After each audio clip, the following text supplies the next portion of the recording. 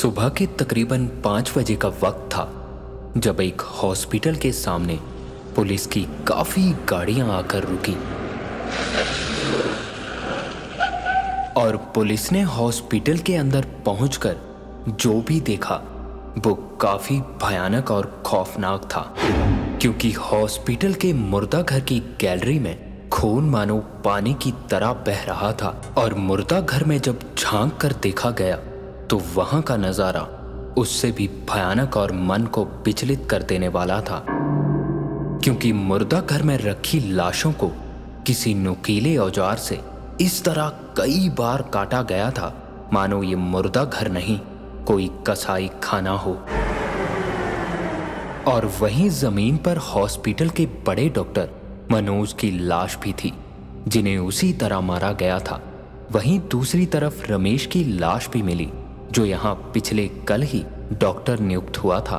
Police की पूछताछ में वहां के एक सफाई कर्मचारी का बताना था कि साहब, सुबह जब मैं यहाँ पहुंचा तो मुर्दा घर में डॉक्टर रमेश डॉक्टर मनोज का शरीर बड़ी बेरहमी से काट रहे थे।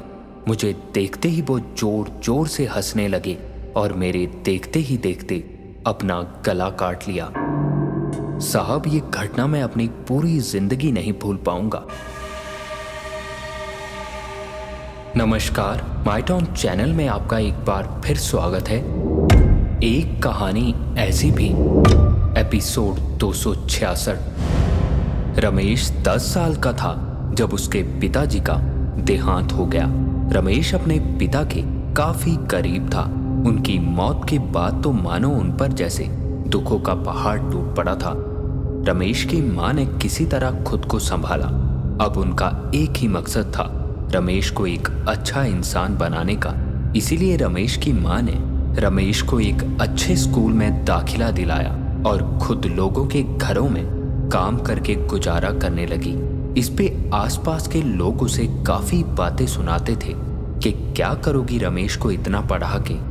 ऐसी ही कई बातें सुनने की उन्हें अब आदत पड़ चुकी थी, पर फिर भी रमेश की मां ने लोगों की एक भी बात पे ध्यान न देकर रमेश को पढ़ाना जारी रखा।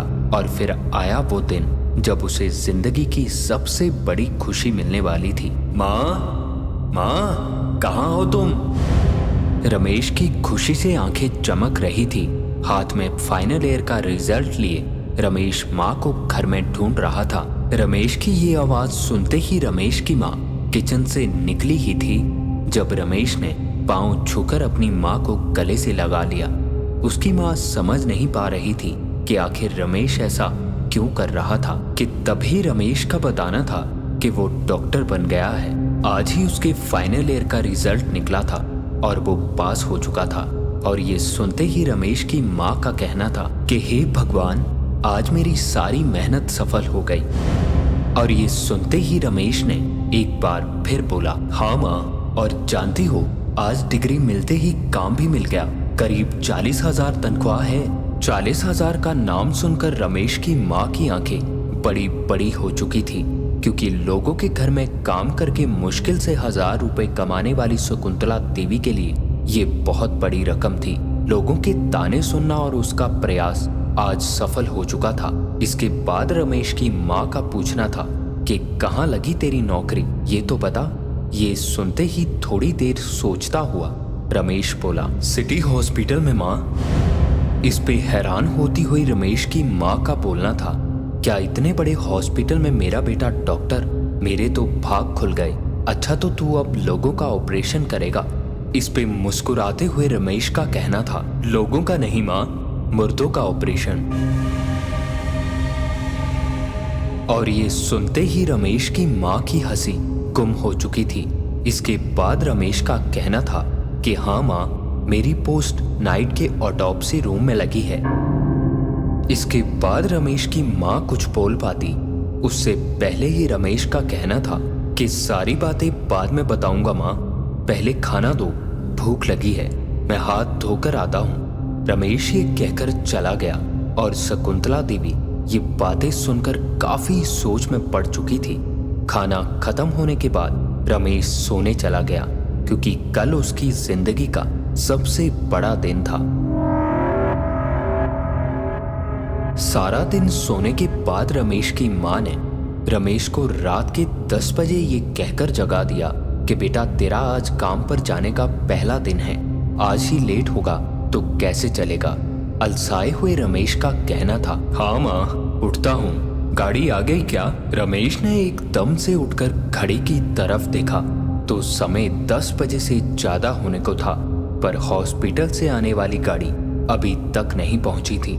रमेश को कल बड़े अधिकारी की कही बात याद आ रही थी, क्योंकि कल रमेश को अधिकारी ने चेतावनी देते हुए कहा था कि नौकरी के पहले दिन बिल्कुल लेट मत होना। रमेश बिना गाड़ी का इंतजार किए तुरंत तैयार होकर पैदल ही हॉस्पिटल के लिए निकल पड़ा। हॉस्पिटल रमेश के घर से लगभग 2 किलोमीटर की दूरी पर था। अमावस की रात में चारों तरफ कुछ दिखाई नहीं दे रहा था। रमेश अपनी टॉर्च की रोशनी में उस सुनसान सड़क से आगे बढ़ता जा रहा था और बार बार रमेश को ऐसा महसूस हो रहा था मानो इस अंधेरे में कोई झांक कर एक टक उसे ही देख रहा हो। इन सभी चीजों से रमेश काफी डर चुका था। अरे यार, इस तरह भी कोई काम को चाहता है क्या। साला बचपन से ही किस्मत खराब है, इतनी मेहनत से काम मिला और वो भी ऐसा। अपने भाग्य को कोसते हुए और शोक मनाता हुआ रमेश अपने कदमों को आगे बढ़ा रहा था। हॉस्पिटल उसके घर से इतना दूर होने की वजह से अब चलने में उसे काफी दिक्कत हो रही थी। अभी आगे रमेश 10 कदम और चला होगा जब उसे ऐसा महसूस हुआ मानो किसी ने उसके कंधे पर हाथ रख दिया हो। एकदम से चौंकते हुए रमेश ने पीछे की तरफ मुड़कर देखा तो उस सुनसान सड़क और काले घने अंधेरे में दूर दूर तक कोई नहीं था। इस घटना से अब रमेश और भी डर चुका था। उसने अपने बढ़ने की गति और भी तेज कर दी और करीब 2 बजे वो हॉस्पिटल के सामने पहुंचा।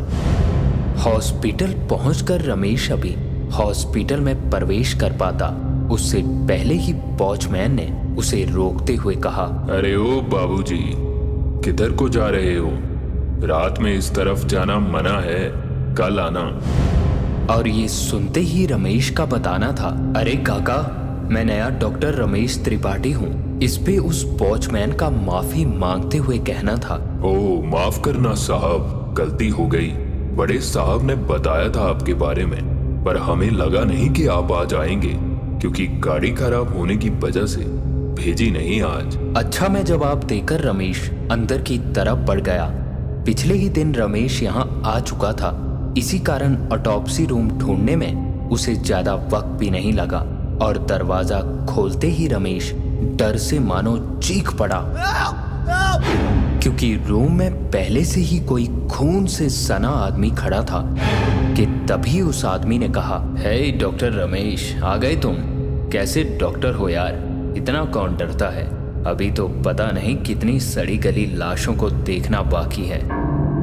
ये सुनते ही रमेश ने मुस्कुराते हुए जवाब दिया, आई एम सॉरी सर, वो एकदम से नजर पड़ी तो मैं डर गया था। इसके बाद डॉक्टर मनोज का कहना था, अच्छा आओ, तुम्हारा पहला केस सामने ही है। एक लड़के को मारकर उसकी लाश का मुंह पत्थर से कुचल दिया गया है।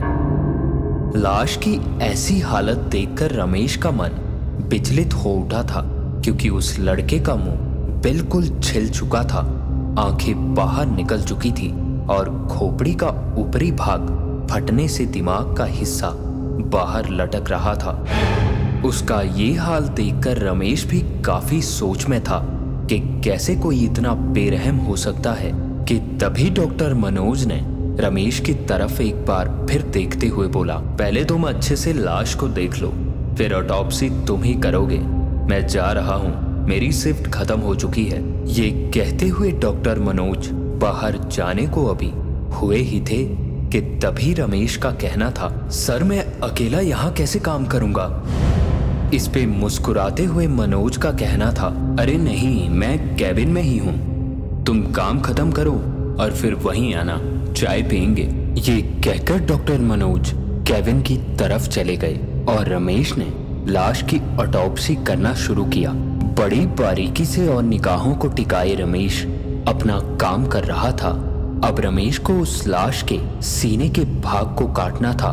बड़ी मुश्किल से खुद को इस काम के लिए तैयार करके रमेश ने जैसे ही उस लाश के सीने को काटा भर था तो मानो पानी की ब्लॉक पड़ी पाइप की तरह काला खून एकदम से उछलकर रमेश के ऊपर गिरा और एक अजीब सी गंध पूरे ऑटोप्सी रूम में फैल गई। इससे गुस्साया रमेश खून को साफ करने वॉश बेसिन की तरफ बढ़ा और पानी से खून अच्छे से धोने लगा।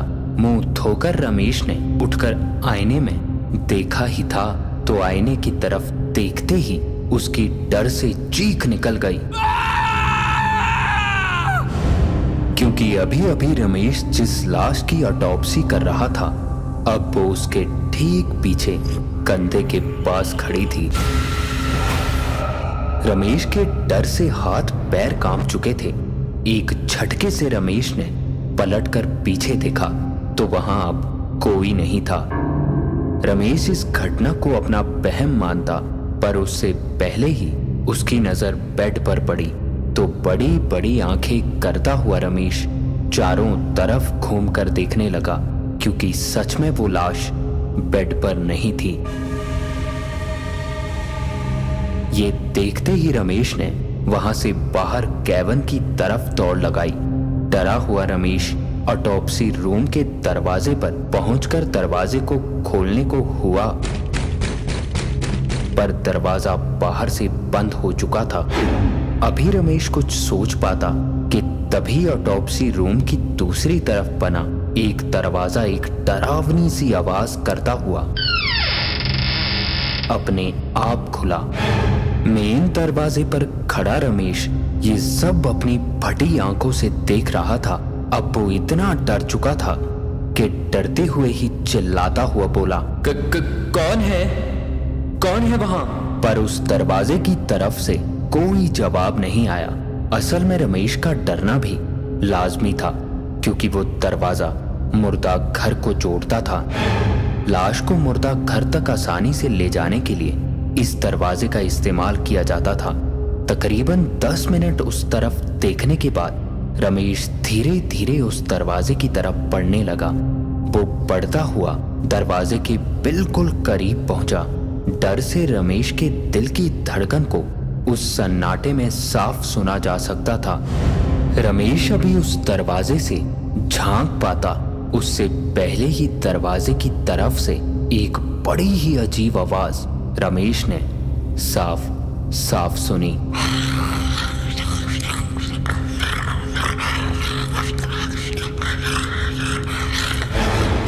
और इस आवाज को सुनने से ऐसा लग रहा था मानो कोई अंदर की तरफ जानवर की तरह कुछ चबा रहा हो। और ये सुनते ही रमेश ने एक बार फिर डरते हुए कहा, कौन है? कौन है वहां? रमेश का इतना बोलना भर था कि एकदम से वो आवाज आना बंद हो गई।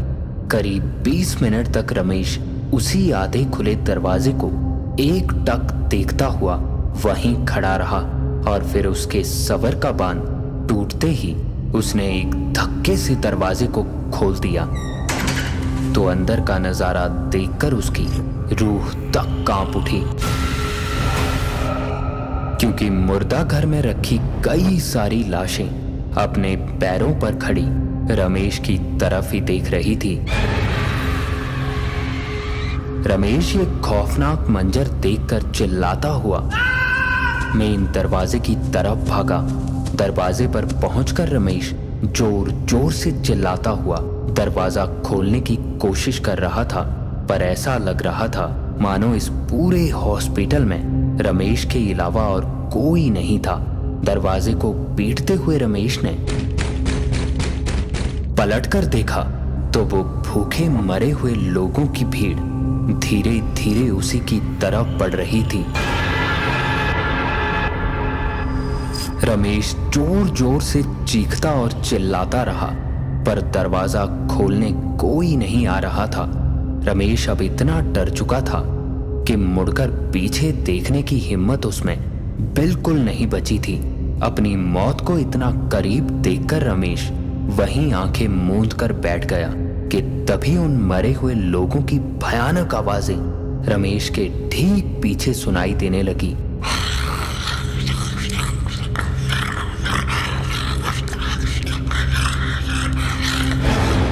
डर से रमेश सूखे पत्ते की तरह कांप रहा था जब अचानक रमेश को आवाजें सुनना बंद हो गया। धीरे धीरे रमेश को ऐसा महसूस हो रहा था मानो ऑटोप्सी रूम में एक बार फिर उसके अलावा और कोई नहीं था। डरते हुए रमेश ने धीरे धीरे आंखें खोलकर पीछे मुड़कर देखा तो पूरे ऑटोप्सी रूम में कोई और नहीं था। उठकर रमेश ने बेड की तरफ देखा तो वो लाश भी वहीं उसी हालत में थी जैसे रमेश छोड़कर गया था। रमेश कुछ भी नहीं समझ पा रहा था कि ये आखिर उसके साथ हो क्या रहा था। अब रमेश धीरे धीरे अपना आपा खुद से खोता जा रहा था। वो कभी उस लाश की तरफ देखता तो कभी उस दरवाजे की तरफ जो दरवाजा मुर्दा घर की ओर जाता था। रमेश अभी ये सब देख ही रहा था जब बेड पर वो पड़ी लाश एक अजीब तरीके से अपने आप हिलने लगी और ये देखते ही रमेश इस बार डरने के बजाय पागलों की तरह हंसने लगा और पास ही रखे सर्जरी नाइफ को उठाकर बेड पर पड़ी उस लाश के ठीक पास जाकर बड़ी बेरहमी से उस लाश पर वार करने लगा। रमेश डर से अपना आपा खो चुका था। रमेश उस लाश के अंगों को काटकर बाहर फेंकने लगा। रमेश की ये हालत देखकर ऐसा लग रहा था मानो अभी उसके सामने कोई भी आता रमेश उसकी भी यही हालत कर देता। सुबह के तकरीबन 5 बज रहे थे जब कैबिन में सोए डॉक्टर मनोज की आंख खुली तो रमेश की हंसने की आवाजें सुनकर वो ऑटोप्सी रूम की तरफ पहुंचा और दरवाजा खोलते ही अंदर का नजारा देखकर डॉक्टर मनोज की रूह कांप उठी, क्योंकि ऑटोप्सी रूम में लाशों का ढेर लगा था। रमेश पागलों की तरह हंसते हुए मुर्दा घर के अंदर जाता और लाश घसीटकर ऑटोप्सी रूम में लाते ही उसी हैवानियत के साथ वार करने लगता। ये देखते ही डॉक्टर मनोज ने चिल्लाते हुए कहा, रमेश ये क्या कर रहे हो तुम? पागल हो गए हो क्या?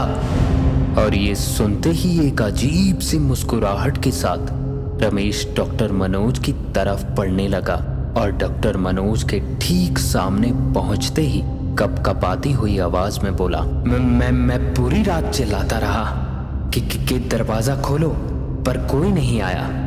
ये सब मुझे मारना चाहते थे, मैंने सबको मार दिया। तुम भी मुझे मारने आए हो ना?